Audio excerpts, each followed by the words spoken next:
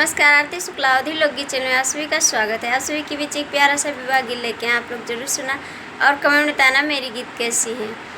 दहेजवा दुल्हे मांगे मारुति कार हो, दहेजवा दुल्हे मांगे मारुति कार हो, दहेजवा दुल्हे मांगे।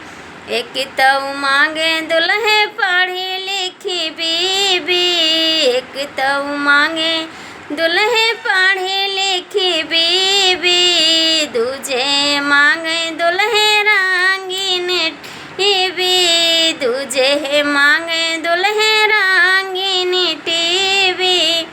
दुल्हे के छटका भाई, दुल्हे के छटका भाई मांगे नोट 2000 हो, दहेजवा दुल्हे मांगे मारुति कार हो, दहेजवा दुल्हे मांगे मारुति कार हो, दहेजवा दुल्हा मांगे।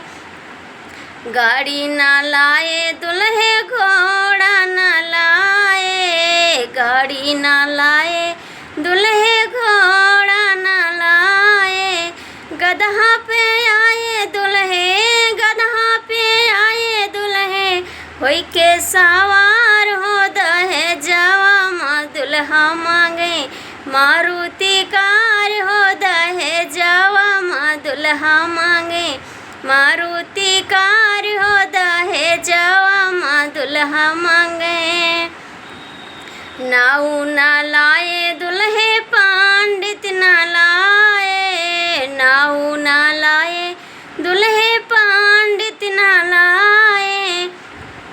बहनी लाई आए अपन, बहनी लाई आए अपन, उहो कुंवार हो, दहेजवा दुल्हे मांगे मारुति कार हो, दहेजवा दुल्हे मांगे मारुति कार हो, दहेजवा दुल्हा मांगे।